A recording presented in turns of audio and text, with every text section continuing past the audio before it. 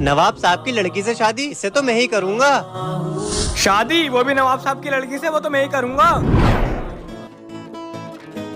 अस्सलाम वालेकुम नवाब साहब। वालेकुम अस्सलाम। नवाब साहब, मैंने सुना है आप अपनी लड़की की शादी कर रहे हो। एक काम करो, मुझसे कर दो, क्योंकि मैं बहुत अमीर हूँ। मुझसे कर दो, मैं तो बहुत ऊंचे खानदान का हूँ।